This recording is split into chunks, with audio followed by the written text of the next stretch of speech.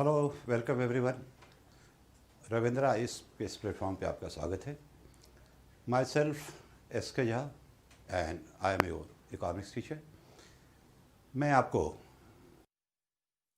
जो civil services और other competitive examination के लिए जो सिलेबस है उस हिसाब से पढ़ाऊँगा। जहाँ तक मेरा अपना सवाल है, मैं थोड़ा अपना इंट्रोडक्शन दे दूँ। My self is doctorate from Delhi school of economics. Moreover, I am a chartered accountant as well, and I am teaching for the last 27 years, I hope, since you are born. तो कैसा लगता है? आई hope कि आप मुझे सुन रहे हैं, देख रहे हैं। तो कैसा लगता है सब्जेक्ट इकोनॉमिक्स? तो जहाँ तक मेरा अपना एक्सपीरियंस है, इस सब्जेक्ट को लेकर के दो तरह के लोग हैं। एक, जिनको ये सब्जेक्ट बहुत ही बोरिंग लगता है, बहुत ही confusing, from where to start and where to end, यही नहीं समझ में आता है। एक बार जैसे ही आप स्टेबल होते हैं, उसके बाद क्या होता है, सब कुछ बदल जाता है। ठीक है, एक तो ये है, यानी काफ़ी सालों से पढ़ने के बाद भी they are not comfortable at all. ठीक है, ये तो पहला साइड है। सेकंड साइड है कि ये बहुत ही आसान सब्जेक्ट है, कुछ लोगों को ये बहुत ही ईजी लगता है। तो आखिर ऐसा क्यों है? ऐसा क्यों है? क्योंकि देखो, देखिए, हर एक सब्जेक्ट का पढ़ने का अपना एक तरीका होता है। आप हर एक सब्जेक्ट को एक जैसे नहीं पढ़ सकते हैं। ये सब्जेक्ट बहुत ही डायनामिक है। ये सब्जेक्ट बेसिकली यहाँ का है, और थिंग्स आर सो डायनामिक कि once you are comfortable with first thing, then new things are going to come. आप देख सकते हैं, अभी जो कोविड-19 का जो केस आया है, सारी सरकार की पॉलिसी जो है वहीं की वहीं रह गई, और गवर्नमेंट ने अनाउंस किया कि 2021 तक, 31 मार्च तक कोई भी नए प्रोग्राम्स को स्टार्ट नहीं करेगी, जो पुराना जो गवर्नमेंट ने अनाउंसमेंट किया था बजट में। तो आखिर हम इसको पढ़े कैसे? ठीक है, और इस सब्जेक्ट को लेकर के मेरा क्या ओपिनियन है? तो मेरा ये मानना है कि इस सब्जेक्ट से आसान कोई सब्जेक्ट नहीं है, एंड टू बी ऑनेस्ट, इस सब्जेक्ट में पढ़ने के लिए कुछ नहीं है। जितनी भी चीज़ें आप पढ़ते हो, एवरीथिंग इज, ठीक है, applied, most applicable. Indian economy आपके घर के ड्राइंग रूम में है, और वर्ल्ड इकॉनमी आपके किचन में है। दिक्कत यह है कि हमारा जो अप्रोच है वो पूरी तरह से बुकिश है। मैं एक उदाहरण समझा रहा हूँ। आप सब ने सुना होगा घर में बुज़ुर्गों से, जो इकॉनॉमिक्स की जो फिलॉसफी है वो घर में ही सिखाई जाती है। आपने सुना होगा कि पैर उतना ही फैलाएं जितना चादर हो। सबको पता है, लेकिन आप इसका मीनिंग कैसे निकालते हैं? अपनी लंबाई मापते हैं और 2 साइज़ बड़ा चादर खरीद के ले आते हैं। That doesn't mean. ठीक है, अब इसी चीज़ को जब आप बुक से पढ़ते हैं तो this is known to be fiscal deficit, यानी राजकोषीय घाटा। ठीक है, सॉरी, इट्स रेवेन्यू डेफिसिट, यानी राजस्व घाटा। अब वहाँ पे राजस्व घाटा, राजकोषीय घाटा बहुत ज़्यादा कॉम्प्लिकेटेड है, तो आप इस तरह से इसको नहीं पढ़ें। तो before I can start the syllabus, few things you will have to keep in mind all the time. ठीक है, ये बहुत ही ज़रूरी है, क्योंकि हर एक सब्जेक्ट को पढ़ने का अपना एक तरीका होता है। सबसे पहला जो बहुत इंपॉर्टेंट है कि this subject is a very very dynamic subject, बहुत ही गतिशील है। Particularly after 91 new economic policy, when India went for reform, our economy was integrated with the rest of the world. और उसके बाद क्या हुआ कि जो ग्लोबल चेंजेस होते हैं, उसका सीधा इम्पैक्ट या असर इंडियन इकोनॉमी पे होता है, जिसको हम नहीं समझ पाते हैं। आप न्यूज़पेपर पढ़ते हैं, नहीं समझ पाते हैं, क्योंकि चीज़ों को आप अलग करके पढ़ते हैं। ठीक है, अब जरा देखें, अमेरिकन सरकार जो है अपनी पॉलिसी में बदलाव करती है, बिल्कुल करेगी, तो इसका जो असर है क्या इंडियन इकॉनमी पे पड़ेगा? बिल्कुल पड़ेगा। लेकिन ये कैसे काम करता है, ठीक है, ये आप नहीं समझ पाते हैं, क्योंकि वही मैंने कहा, चीज़ों को अलग करके पढ़ते हैं। सबसे जो मेन चीज़ है कि इस सब्जेक्ट में ना सिर्फ हर एक चीज़ डायनामिक है, बल्कि हर एक दूसरे से लिंक है, यानी एक दूसरे से जुड़ा हुआ है। And moreover, all are cause and effect of each other, यानी हर एक दूसरे का कारण भी है और प्रभाव भी है। ये शायद आपने सुना होगा, कॉज एंड इफेक्ट। इसको मैं उदाहरण समझा रहा हूँ। सपोज़ कि हमें 50 चीज़ों को पढ़ना है। अब ये न सिर्फ 50 चीज़ें वेरिएबल हैं, गतिशील हैं, बल्कि हर एक 50 एक दूसरे से जुड़ा हुआ है। अगर पहले में बदलाव होगा तो ये बाकी 49 यानी 49 को क्या करेगा? अफेक्ट करेगा, प्रभावित करेगा, और बाद में ये खुद क्या होगा? प्रभावित होगा। ये जो है relationship, that is the key to this subject. अब इस तरह से आप पढ़ते नहीं हैं। मैं आपसे एक क्वेश्चन पूछता हूँ। देखिए, पढ़ना कैसे चाहिए और लोग पढ़ते कैसे हैं? व्हाट अबाउट पॉवर्टी, गरीबी? तो गरीबी जो है ये कारण है या प्रभाव है, यानी पॉवर्टी इज़ कॉज और इफेक्ट। तो आप में से कुछ लोग कहेंगे कि ये गरीबी है, कुछ लोग कहेंगे कि ये कारण है, कुछ लोग कहेंगे ये इफेक्ट यानी प्रभाव है। तो एक इकोनॉमिस्ट ने बड़ा अच्छा कहा और ये कहा कि poor are poor because they are poor. गरीब गरीब क्यों है? क्योंकि वो गरीब है। यानी गरीबी जो है वो कारण भी है और वो प्रभाव भी है। ज़रा मैं एक उदाहरण समझा रहा हूँ। आप गरीब क्यों हैं? क्योंकि आपके पेरेंट्स गरीब थे, तो आपके पेरेंट्स हो गए कारण, आप हो गए प्रभाव। और आपका अगला जनरेशन जो गरीब होगा, क्यों होगा? क्योंकि आप गरीब हैं। तो अब आप कारण हो गए और आपका जो अगला जनरेशन है वो प्रभाव है। अब ये साइकिल जो है बना हुआ है, और जब तक इस साइकिल को आप ब्रेक नहीं करेंगे, ठीक है, तब तक जो है ये पॉवर्टी आपका नहीं जाएगा। तो ये सब चीज़ें बहुत मैटर करती हैं। ज़रा मैं इसको एक ग्राफ के थ्रू समझा रहा हूँ। चलो मान के चलो, इकोनॉमिक्स तो आपने नहीं पढ़ा, मैथमेटिक्स अगर पढ़ा होगा तो मैथमेटिक्स में इसको किस नाम से जानते हैं? तो this is known to be circle. अब सर्किल का where is the beginning point, यानी सर्किल का शुरुआत कहाँ से होता है? तो कहा जाता है कि सर्किल का ना तो कोई बिगनिंग पॉइंट है और ना ही कोई एंड पॉइंट है। यानी कहाँ से शुरू करें और कहाँ ख़त्म करें, ये कहना बहुत ही मुश्किल है। चलो कहीं ना कहीं से शुरू करते हैं। ज़रा हम लोग कुछ पॉइंट्स को मार्क कर रहे हैं। Point number first, point number second, point number third, point number 4 और ये है आपका पॉइंट नंबर 5, ठीक है। और ये इसका डायरेक्शन है anti clockwise, anti clockwise. Now से ठीक है, when first is changing it will affect the second. जब सेकेंड में बदलाव होगा ये थर्ड को प्रभावित करेगा। जब थर्ड चेंज होगा ये फोर्थ को अफेक्ट करेगा। जब फोर्थ में बदलाव होगा तो फिफ्थ को प्रभावित करेगा। और जब फिफ्थ में बदलाव होगा तो ये फर्स्ट को क्या करेगा? अफेक्ट करेगा। यानी आप देखें, जो फर्स्ट और सेकंड की बात करें, फर्स्ट और सेकंड में कौन है कारण, कौन है प्रभाव? तो अगर आप सही तरीके से देखें तो दोनों एक दूसरे के कारण प्रभाव हैं। देखो कैसे, अगर पहले में बदलाव हुआ उसने दूसरे को क्या किया? प्रभावित किया। तो यहाँ पे पहला कारण दूसरा प्रभाव हो गया। अब सेकेंड चेंज हो रहा है तो this way it is going to affect the first. तो here the second become the reason to get cause and the first become the effect. तो ये जो कॉज एंड इफेक्ट रिलेशनशिप है, that is the key to this subject. और आपको चीज़ों को इस तरह से पढ़ना है, ऐसा होता है, ठीक है, ये आप जानते हैं। तो पहला चीज़ आपको ये ध्यान रखना है कि this subject is very very dynamic. इसलिए हम लोग कहते हैं और ओपनली कहते हैं कि syllabus can never be completed. Syllabus कभी भी कंप्लीट नहीं होगा, क्योंकि जिस दिन मैं सिलेबस कंप्लीट कर दूंगा उसके अगले दिन हो सकता है सब कुछ खुद ब खुद क्या हो जाए, चेंज हो जाए। और आप देख रहे हैं चेंज हो रहा है। यानी सिर्फ सिलेबस कंप्लीट करना आपका मेन उद्देश्य नहीं होना चाहिए। Once your classes are over, आपकी जो अंडरस्टैंडिंग जो होनी चाहिए सब्जेक्ट को लेकर के इतनी अच्छी होनी चाहिए कि बाद में जितने भी चेंजेस होंगे you can comprehend your self, यानी आप खुद उसको समझ सके। ये आपको इसके लिए काम करना पड़ेगा। ये आपका फर्स्ट पॉइंट था। सेकंड पॉइंट जो बड़ा अच्छा खास करके ये एनालिसिस पर्पस से मेंस के लिए ज़रूरी है। एक इकोनॉमिस्ट ने बड़ा अच्छा कहा तो अंग्रेजी में कि no one can be made better off without making any one worse off. इसको मैं साधारण वर्ड में समझा रहा हूँ। यानी अगर किसी एक व्यक्ति को 1 रुपये का फ़ायदा होता है, इसका मतलब कि उसी वक्त किसी दूसरे को 1 रुपये का नुकसान हो रहा है। यानी हर एक चीज़ का दोनों साइड है, पॉजिटिव एंड नेगेटिव, और हमें दोनों चीज़ों को कवर करना है कि इसके ये सारे पॉजिटिव हैं और ये सारे नेगेटिव हैं। लेकिन यहाँ पे देखिए, मैं एक उदाहरण समझा रहा हूँ। यहाँ पे इंडिया में मैंने देखा कि सरकारें पॉलिसी बनाती है, इंडिया नहीं बल्कि पूरे दुनिया में सरकारें पॉलिसी बनाती है। तो पॉलिसी सरकार बनाती है, उसमें बदलाव करती है। तो सरकार की जो पॉलिसी है ये क्या है?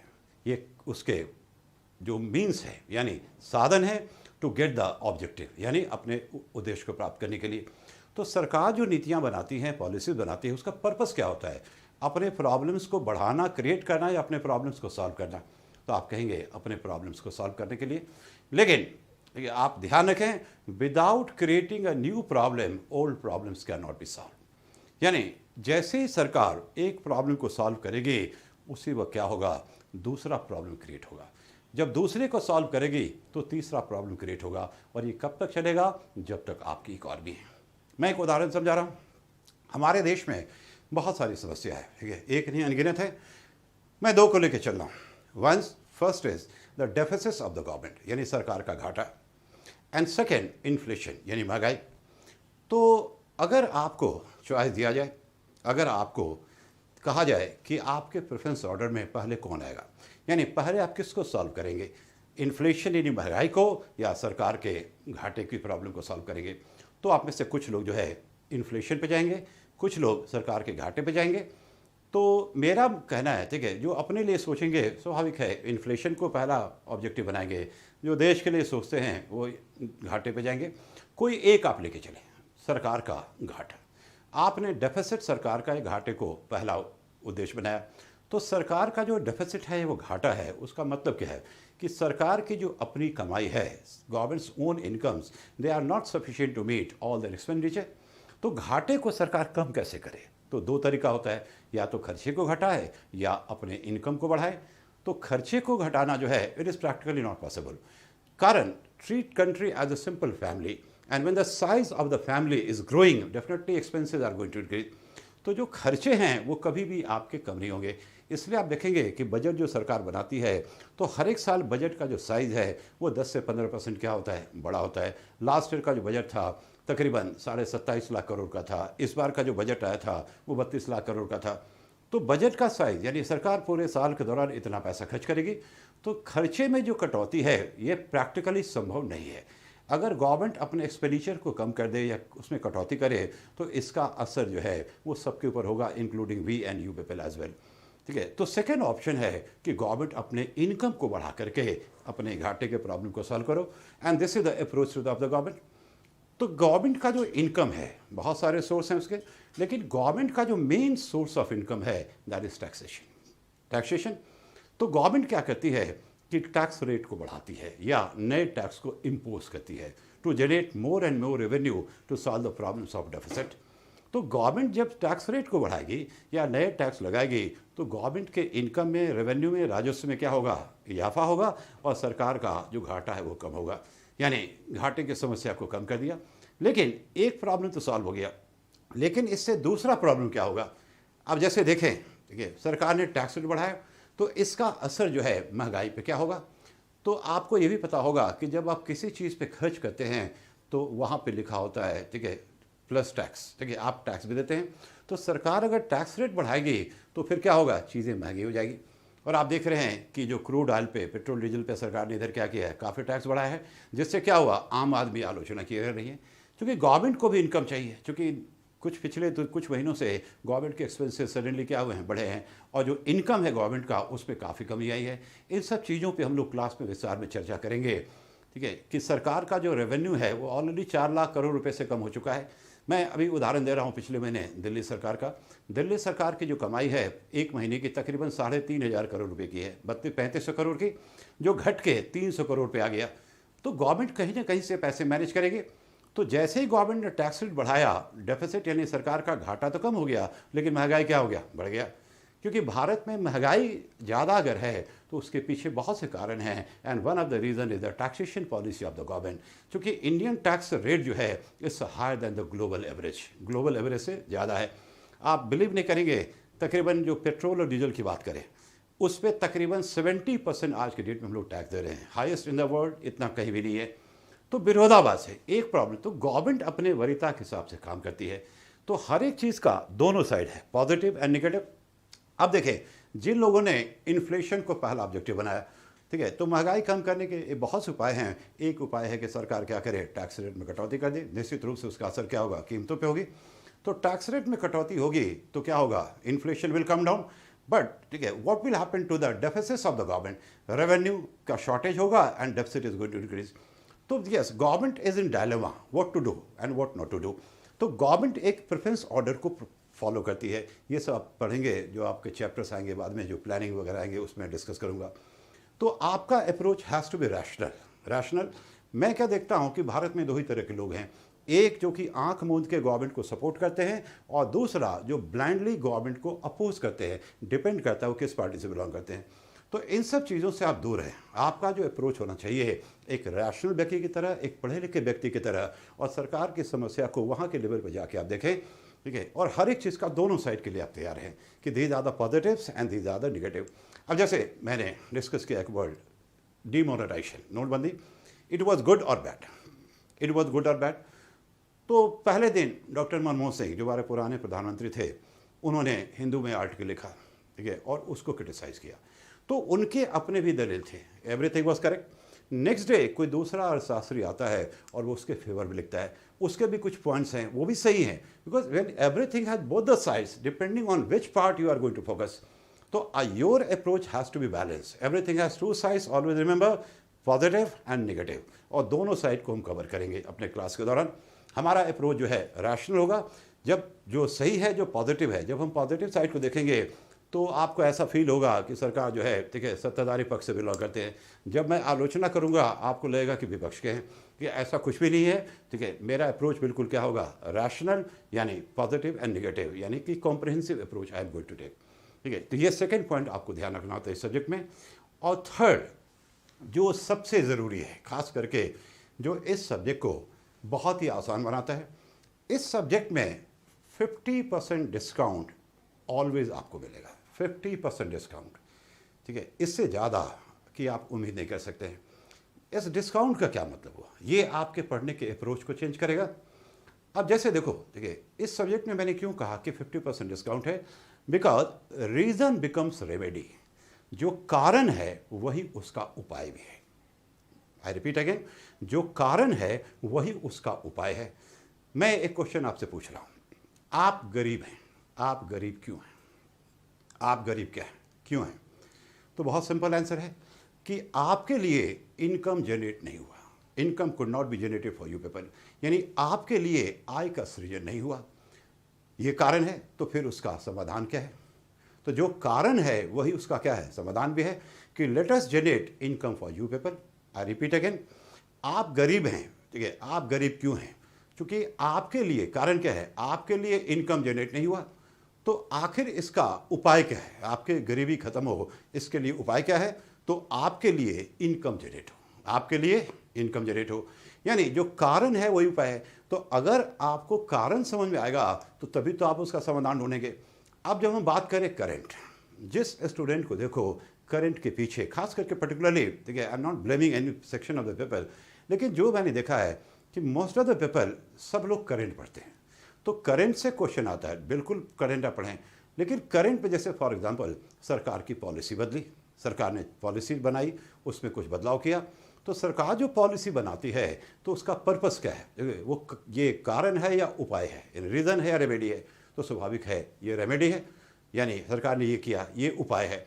तो आपको कारण पता ही नहीं है, ठीक है, आपको कारण पता ही नहीं है, आप डायरेक्ट उपाय पढ़ते हैं, यहीं पे समस्या आती है। ये सब्जेक्ट बहुत ही बोरिंग हो जाता है, और ये जो है हमेशा, एक बार जैसे आप सेटल होंगे, new things are going to come. तो पहला चीज़ ज़रूरी है, concept. Current is nothing, current is basically the outcome of past and moreover application of the concept, ठीक है। जब तक आपके कंसेप्ट नहीं हैं तब तक आप जो है करंट को नहीं समझ पाएंगे, जब तक आप पास्ट को नहीं समझेंगे तब तक आप अपने करंट को नहीं समझ पाएंगे। तो पहले आप जो है रीज़न को समझें, ठीक है। रीज़न अगर आपके समझ में आ जाएगा, फिर आराम से जो है आप उसके उपाय बता सकते हैं, आप उस पर बोल सकते हैं, लिख सकते हैं। जो मैं देख रहा हूँ कि कहीं ना कहीं ये मिसिंग है, और रिज़ल्ट ख़राब होने का, पर्टिकुलरली आप देख रहे होंगे कि जो हिंदी मीडियम बच्चों का जो रिज़ल्ट है वो पिछले कई सालों से निरंतर उसका ग्राफ गिरता जा रहा है। और इसके लिए बहुत सारे, ठीक है, लोग एक्सक्यूज़ ले रहे हैं। कभी जो है सी सेट का बहाना था, कभी आप देखेंगे यूपीएससी भेदभाव कर रहा है, ठीक है, वो सब अपने जगह है। लेकिन मेरा अपना मानना है कि सबसे बड़ा जो कारण है ये आपका अप्रोच, ठीक है। क्योंकि जिस अप्रोच से लोग पढ़ रहे हैं या जिस अप्रोच से पढ़ाया जा रहा है उसका यूपीएससी या पीसीएस से कोई दूर दूर तो कोई संबंध नहीं है, ठीक है। अभी हमने देखा है, एक स्टेट का मैं नाम ले लूँगा, वहाँ पे, ठीक है, जो पीसीएस का प्रीलिम्स हुआ, ठीक है, और वहाँ पे भी जो सिलेबस है वो चेंज हो गया, यूपीएससी के पैटर्न पे आ गया। तो वहाँ भी मैंने देखा कि हिंदी मीडियम के बच्चे जो है वहाँ भी अब धीरे धीरे क्या हो रहे हैं, उनकी संख्या जो है, जो सिलेक्टेड हैं, उनकी संख्या घटती जा रही है, ठीक है। तो कहीं ना कहीं, ठीक है, ज़रूरत है कि हम अपने अंदर झांकें और देखें, ठीक है, कि आखिर हम में कहाँ कमी रह गई, हमें कहाँ कमी रह गई। तो ये चीज़, ठीक है, क्लास के दौरान आपके समझ में आएगा। तो ये सब चीज़ें आपको ध्यान रखनी है। लेट मी कंक्लूड, ठीक है, कि इस सब्जेक्ट को पढ़ने से पहले आपको क्या क्या चीज़ ध्यान रखना है। सबसे पहले आई सेड, पहला पॉइंट कि ये जो सब्जेक्ट है it's a very very dynamic, यानी बहुत ही गतिशील है। everything is dynamic, and moreover, all are interrelated, and moreover, all are cause and effect of each other. First point. Second, everything has two sides, okay, positive and negative.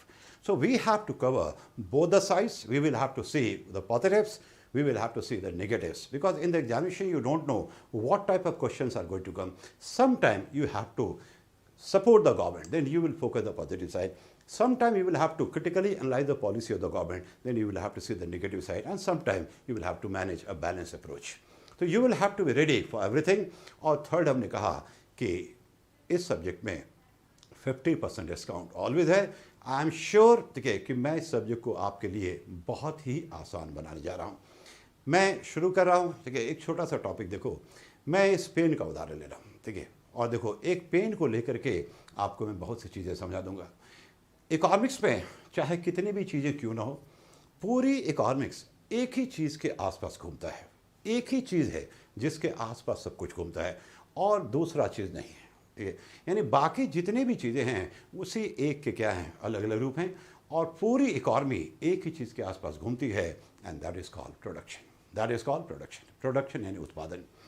यानी production एक ऐसा word है कि जिसके आसपास पूरी economy घूमती है. जितने भी बाकी चीज़ें आप पढ़ते हैं या पढ़ेंगे वो सब इसी का अलग अलग रूप है. और आज के बाद आप कुछ भी पढ़ेंगे तो अंत में फिर पहुंच जाएंगे कहाँ, प्रोडक्शन पे.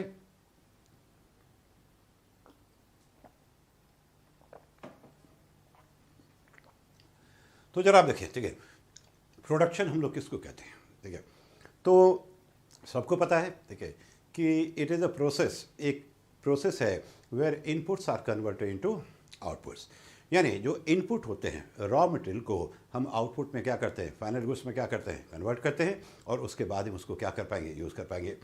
तो जरा हम लोग बुकिश अप्रोच देखें. प्रोडक्शन का जो डेफिनेशन है कि it is a process where inputs means raw material they are converted into outputs with the help of factors of production. यानी उत्पादन के साधनों की सहायता से हम कच्चे माल को तैयार माल में क्या करते हैं, कन्वर्ट करते हैं. तो जरा हम लोग, ठीक है, देखें कि उत्पादन के साधन कौन है. उत्पादन के साधन कौन है. जब आप पढ़ते हैं एलिमेंट्री चीज़ें, जब आप पढ़ेंगे एनसीईआरटी की बुक पढ़ेंगे, इतना शायद सबको पता होगा कि, ठीक है, सबको पता होगा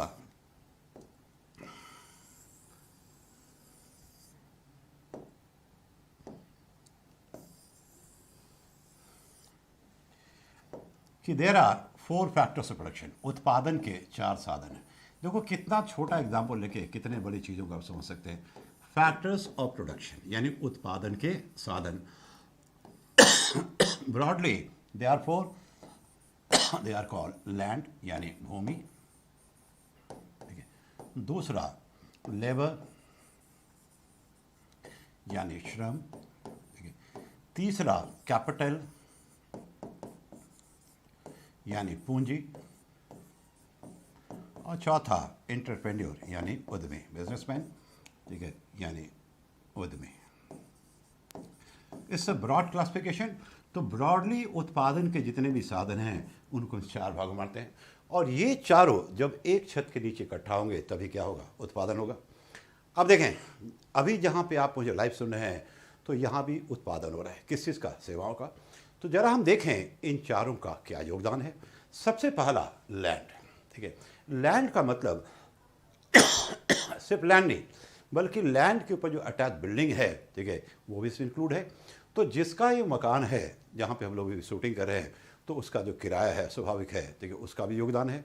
तो मकान मालिक का भी योगदान है. लेबर, ठीक है, लेबर का मतलब ये नहीं कि सिर्फ जिसको हम डेली बेसिस पे करते हैं. लेबर का मतलब ह्यूमन रिसोर्सेज. तो ह्यूमन रिसोर्सेज जितने भी लोग इस संस्था से जुड़े हुए हैं इंक्लूडिंग माई सेल्फ, हम लोग इस कैटेगरी में आएंगे. क्या कैपिटल यानी पूंजी का रोल है, तो इसका बताने की ज़रूरत नहीं, इसके बिना कुछ भी संभव नहीं है. और सबसे बड़ा जो रोल होता है वो किसका होता है, एंटरप्रेन्योर यानी कि बिजनेसमैन उद्यमी. देखो उत्पादन हो सेवाओं का भी जो हो रहा है, सबसे पहले ये ख्याल कहाँ आया, तो एंटरप्रेन्योर के माइंड में. और वहाँ से लेके आज जो उत्पादन हो रहा है, हर एक चीज़ को किसने ऑर्गेनाइज किया, उद्यमी ने, बिजनेसमैन ने. सबको एक छत के नीचे लाने का काम किसने किया, एंटरप्रेन्योर ने. तो सबसे बड़ा योगदान हम देखें तो इनका होता है.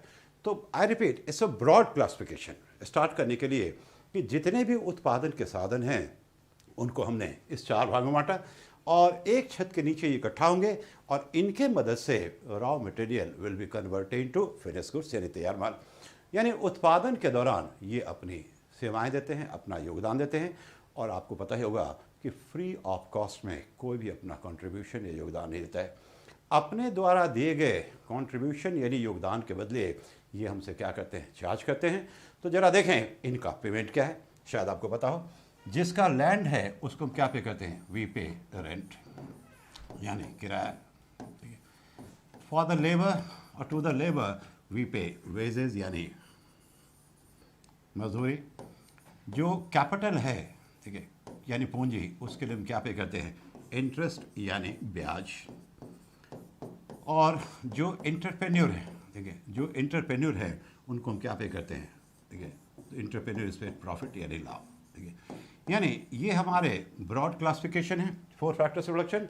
And when they come under the same roof production will be taking place and for their services they will be paid. इतना आपको जानकारी होनी चाहिए और आई होप की होगी। हम लोग शुरू करें, ठीक है, एक छोटा उदाहरण लेके। देखो, कभी भी आप बड़े एग्जाम्पल को लेके बड़ी चीज़ों को ना समझें, बिल्कुल छोटे छोटे उदाहरण को लेकर के आप बड़े चीज़ों को समझें। मैं एक पेन का एग्जाम्पल ले रहा हूँ और इसी एक पेन से मैं आपको इंडियन इकॉनमी और वर्ल्ड इकॉनमी, ठीक है, दोनों पढ़ाऊँगा। यही पेन आपके सामने कई बार आएगा, लेकिन हर एक बार इसके मीनिंग अलग होंगे, जो आज ही आपके समझ में आ जाएगा। तो मान के चलो, अच्छा, मैं ये मान के पढ़ा रहा हूँ कि आपको कुछ नहीं आता है, you don't know ABCD of economics, इसलिए आप ये भूल जाएं, ठीक है। ये एक्सक्यूज़ नहीं होना चाहिए कि मेरा बैकग्राउंड साइंस का है तो मैंने कभी इकोनॉमिक्स पढ़ी नहीं है। मैं बिल्कुल ज़ीरो से शुरू कर रहा हूँ, ठीक है, और बिल्कुल जीरो से होते हुए मैं टॉप तक जाऊँगा। तो मान के चलें कि इंडिया में इस साल सिर्फ इस एक पेन का प्रोडक्शन हुआ, सिर्फ इस एक पेन का उत्पादन हुआ और किसी चीज़ का प्रोडक्शन नहीं हुआ, no other goods no services, ठीक है। और इस एक पेन को बनाने में इन चारों ने अपना अपना क्या किया, योगदान दिया, और जिसके बदले इनको हमने क्या किया, पेमेंट किया, और ये 2 रुपये ईच। और अब आपका पेन बन के क्या है, तैयार है। फिर से एग्जाम्पल लिखें, एग्जाम्पल बहुत मैटर करता है कि हम लोग मान के चल रहे हैं कि इस साल हमारे देश में, इंडिया में, सिर्फ इस एक पेन का उत्पादन हुआ और इस एक पेन को बनाने में इन 4 फैक्टर्स ऑफ प्रोडक्शन ने उत्पादन के साथ अपना योगदान दिया और इन सबको हमने 2-2 रुपये करके पे किया। Now the pen is ready. तो what is the cost of the pen? तो पेन का लागत कितना है, ठीक है, तो आप कहेंगे 8 रुपया, बिल्कुल सही है। इसको हम कहते हैं फैक्टर कॉस्ट या साधन लागत। फैक्टर कॉस्ट यानी साधन लागत, ठीक है। यानी फैक्ट्री से जब बन के निकलेगा इसका मूल्य कितना होगा, 8 रुपया। लेकिन जब ये मार्केट में आएगा फॉर सेल पर्पस, तो इन बिटवीन फिर कौन आ जाएगा, गवर्नमेंट आ जाएगी। और गवर्नमेंट क्या लगा देगी, इस पे लगा देगी टैक्स। तो गवर्नमेंट ने लगा दिया टैक्स 2 रुपया, तो इसका मार्केट प्राइस यानी बाजार मूल्य कितना हो गया, तो 10 रुपया। मार्केट प्राइस यानी बाजार मूल्य 10 रुपया। ये भी टर्म आपने सुना होगा। अब देयर आर 2 वर्ड्स, 2 वर्ड आपके सामने हैं। फैक्टर कॉस्ट यानी साधन लागत 8 रुपया और मार्केट प्राइस यानी बाजार मूल्य, दोनों यानी 10 रुपया। तो फैक्टर कॉस्ट और मार्केट प्राइस यानी बाजार मूल्य और साधन लागत में क्या अंतर है? तो अंतर बहुत है। फैक्टर कॉस्ट में उत्पादन के जितने भी साधन हैं उनका पेमेंट इंक्लूड है, सिर्फ किसको छोड़ के, टैक्स को छोड़ के नहीं, टैक्स को छोड़ के। लेकिन मार्केट प्राइस में क्या है कि टैक्स भी इंक्लूडेड है, ठीक है। तो ये वो प्राइस है एट विच मार्केट में क्या होगा, इसको बेचा जाएगा। अब चूंकि हम लोग ये मान के चल रहे हैं कि इस साल इंडिया में सिर्फ एक पेन का प्रोडक्शन हुआ, तो मेरा आपसे एक बहुत सिंपल क्वेश्चन है कि इस साल हमारे देश में कितने रुपये का उत्पादन हुआ, 8 या 10, 8 और 10? Again I repeat the question, this year India what is the production, 8 और 10। यानी इस साल हमारे देश में कितने रुपये का उत्पादन हुआ, 8 या 10, ठीक है। अब कुछ लोग कह रहे होंगे 8, कुछ लोग कह रहे होंगे 10, ठीक है, और बड़ा कन्फ्यूज़न है। अब यहीं पे जब आपको कन्फ्यूज़न है तो इसका मतलब है कि आपकी आधी इकॉनमी जो है, ठीक है, वहाँ पे आपको प्रॉब्लम है। ये मुझे आज ही पता चल गया, ठीक है। आप किसी ने 8 कहा, किसी ने 10 कहा, कोई सही है कोई गलत है, लेकिन फिर भी आप श्योर नहीं हैं या कॉन्फिडेंट नहीं हैं कि आपका आंसर सही है कि गलत है। और इसके कारण क्या होगा कि कन्फ्यूज़न क्रिएट होता है, ठीक है, और तब जो है रटने की प्रवृत्ति होती है। ऐसा कुछ नहीं करना है। तो मैं आपको करेक्ट आंसर बता रहा हूँ। क्वेश्चन क्या था, इस साल हमारे देश में कितने रुपए का उत्पादन हुआ? कितने का उत्पादन हुआ, 8 या 10, किसी ने 8 कहा, किसी ने 10 कहा, तो दोनों आंसर सही हैं, 8 भी और 10 भी। ये डिपेंड करता है कि उत्पादन का मूल्यांकन क्या कैसे हो रहा है, यानी जो प्रोडक्शन हो रहा है उसका आप मूल्यांकन वैल्यूएशन किस पे कर रहे हैं, फैक्टर कॉस्ट पे या मार्केट प्राइस पे। फैक्टर कॉस्ट पे जो प्रोडक्शन है that is of 8 rupees, market price पे उसका जो मूल्य कितना है 10 रुपया। तो दोनों आंसर डिपेंड सही है, डिपेंड करता है कि मूल्यांकन का आधार क्या है। जब आप सरकार के ऑफिशियल डॉक्यूमेंट को पढ़ेंगे तो आप देखेंगे डिफरेंट कॉलम, पहला कॉलम होगा एट मार्केट प्राइस, दूसरा क्या होगा फैक्टर कॉस्ट, ठीक है, और दोनों के वैल्यू अलग होंगे। निश्चित रूप से कौन बड़ा होगा, मार्केट प्राइस या फैक्टर कॉस्ट, तो आप यहाँ पे सही हैं मार्केट प्राइस, क्योंकि मार्केट प्राइस में टैक्स भी क्या है इंक्लूडेड है, ठीक है, लेकिन फैक्टर कॉस्ट में टैक्स इंक्लूडेड नहीं है। तो market price is always more than factor cost, ठीक है, इन जनरल, ठीक है। कभी कभी आप डिस्कस करेंगे बाद में, जब राष्ट्रीय पढ़ेंगे तो सब्सिडी का कंसेप्ट आया था, उसको छोड़ दें। अभी हम लोग जस्ट बिगिनर की तरह जो है बेसिक चीज़ों को समझ रहे हैं। तो market price is always greater than factor cost by the amount of taxation. अब यहाँ पे देखेंगे जब आप पढ़ेंगे आगे चैप्टर, एक चैप्टर पढ़ेंगे राष्ट्रीय है यानी ग्रोथ डेवलपमेंट, जब मैं पढ़ाऊंगा तो कई सारे टर्म जो है आप सुनते हैं, जैसे जीडीपी हमेशा चर्चा में रहता है, ठीक है, जीडीपी चर्चा में रहता है। अब जीडीपी का अभी छोड़ दो, बहुत टेक्निकली मैं डिस्कस नहीं कर रहा हूँ। जीडीपी का सिंपल मतलब है कि एक साल के दौरान जो हमने उत्पादन किया, एक साल के दौरान जो हमने उत्पादन किया। तो जीडीपी का भी दो वैल्यू है, जीडीपी फैक्टर कॉस्ट और जीडीपी मार्केट प्राइस। जीडीपी का भी दो वैल्यू है, GDP factor cost, GDP market price. दोनों सेम होगा या दोनों अलग होगा, ठीक है, तो स्वाभाविक है दोनों अलग होगा, क्योंकि जीडीपी मार्केट प्राइस जो है उसकी गणना में क्या होगा, टैक्स भी इंक्लूड होगा, वो बड़ा होगा, और जीडीपी फैक्टर कॉस्ट क्या होगा, वो छोटा होगा, ठीक है। उसी तरह से आप पढ़ेंगे GNP factor cost, GNP market price, दोनों मंत्र समझ में आ गया होगा। तो आप पढ़ रहे हैं छोटा एग्जाम्पल 8 रुपये का, लेकिन चीज़ें वहाँ क्लियर हो रही हैं। उसी तरह से NDP factor cost, NDP market price, ठीक है, और उसी तरह से NNP market price, NNP factor cost.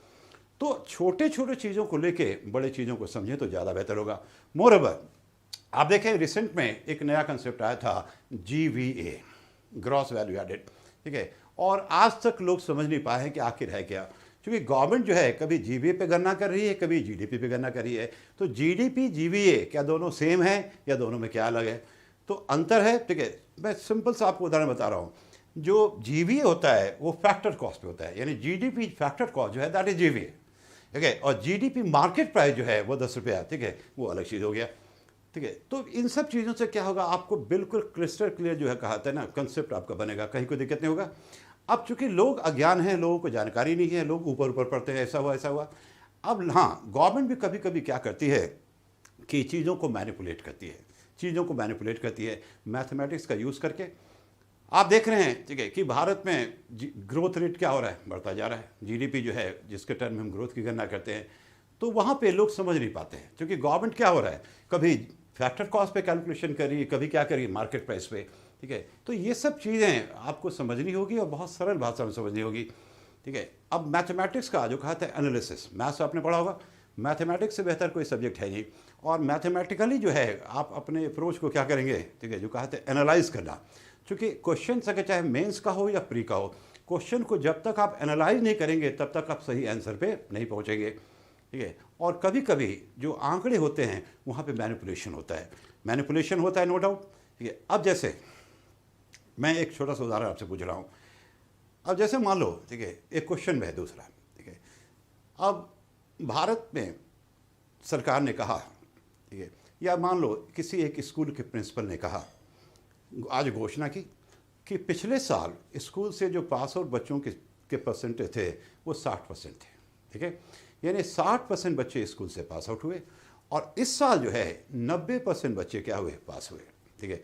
तो प्रिंसिपल साहब का क्लेम है कि as compared to the last year this year result is better, ठीक है। आपका इस पर क्या भी ओपिनियन है, ठीक है। फिर से क्वेश्चन देखिए, जो प्रिंसिपल हैज अनाउंस्ड कि last year 60% of the students they pass examination and this year 90% of the students they have clear the examination, so as per the principal result has improved. Do you agree with the statement, ठीक है। तो आपका answer तो मुझे नहीं पता है, लेकिन हाँ, ठीक है, करेक्ट आंसर होगा कि data is not sufficient, data यहाँ पे सफिशिएंट नहीं है। कारण प्रिंसिपल साहब ने आपको ये तो बताया कि पिछले साल 60% बच्चे पास हुए, इस साल 90%, ठीक है। लेकिन उन्होंने ये आपको नहीं बताया कि पिछले साल जो पास करने वाले जो बच्चे थे, तो पासिंग मार्क्स जो था वो 40% था, जिसको इस साल घटा के 30% कर दिया। यानी जो 40% बच्चे 40% मार्क्स लाने होते थे लास्ट ईयर पेपर को क्लियर करने के लिए, और इस साल इसको घटा के कितना कर दिया गया, 30%। तो रिजल्ट खुद ब खुद क्या होगा, इम्प्रूव करेगा। तो ये सब चीज़ें आपको देखनी होगी, ठीक है। अब जैसे नोटबंदी की बात करें, नोटबंदी का one of the objective was to make India cashless, ठीक है। इंडियन इकॉनमी को क्या करना, कैशलेस बनाना। आपको लगता है कि इंडियन इकॉनमी कभी भी कैशलेस होगा? कभी नहीं होगा। अगर होगा भी तो पहले वेस्टर्न कंट्री के लोग होंगे, विकसित देश हैं जिनकी टेक्नोलॉजी भी हमसे बेहतर है और वहाँ के लोग भी अवेयर हैं, लोग भी जागरूक हैं और जनसंख्या भी काफ़ी कम है। तो अभी तक दुनिया में कोई भी एक देश ऐसा नहीं हुआ है, ठीक है, जो कि 100% कैशलेस हुआ हो, ठीक है। पहला रिपोर्ट आ रहा है कि पहला देश हो सकता है ब्रिटेन हो, ठीक है। दूसरा रिपोर्ट कहता है कि नहीं, स्विट्जरलैंड होगा। अब ब्रिटिश गवर्नमेंट ने घोषणा की कि ब्रिटेन में जो 60% युवा हैं, they don't carry cash in their pocket, यानी अपने जेब में वो कैश कैरी नहीं करते हैं। भारत सरकार कहती है कि भारत के 90% जो युवा हैं वो कैश कैरी नहीं करते क्योंकि उनके पास है ही नहीं, ठीक है। तो डेटा तो बहुत अच्छा है, डेटा जो है वो सही है, गवर्नमेंट गलत नहीं है, आप गलत है क्योंकि आप चीज़ों को समझ नहीं पाए। गरीबी रेखा ये है, गरीबी रेखा को समय समय पर सरकार क्या कर रही है, उसको नीचे ला रही है। तो खुद ब खुद लोग क्या हो गए, गरीबी रेखा को लाएंगे, ठीक है। तो ये सब जो स्किल है वो आपको डेवलप करना पड़ेगा मेरे साथ, ठीक है। एक मैं और उदाहरण दे रहा हूँ, आपने लास्ट ईयर पढ़ा होगा या सुना होगा कि इंडिया में जो बाघों की संख्या है वो बढ़ गई, गिनती होती है और एग्जैक्ट आपको जानकारी होगी, 3000 से थोड़ा कम, काफ़ी इंप्रूवमेंट हुआ है। तो यहाँ भी सरकार ने कलाकारी की। जब ये जो गणना होती है बाघों की, तो अगर आपको जानकारी हो तो 1.5 साल से जो ऊपर के उम्र के बाघ होते हैं उनको ही काउंट किया जाता है, उससे कम वालों को उसमें गिनती में इंक्लूड नहीं किया जाता है। इस बार सरकार ने क्या किया, वो जो उम्र था वो 1.5 साल से घटा करके 1 साल कर दिया। तो रिकॉर्ड खुद ब खुद क्या होगा, इम्प्रूव कर जाएगा, ठीक है। तो ये सब चीज़ें जो मैनिपुलेशन है, ठीक है, जो आप पढ़ते हैं करंट में, तो करंट ठीक है, सबके पास देखो करंट का मटेरियल है, लेकिन क्या में आप में वो स्किल है कि चीज़ों को आप क्या करें, एनालाइज कर सकें। और ये स्किल जब तक आपके पास नहीं है तब तक जो है, आई एम सॉरी टू से, ठीक है, आप state services as well as UPSC qualify नहीं कर पाएंगे। और यही चीज़ जो हमने देखा है कि बच्चे मिस करते हैं।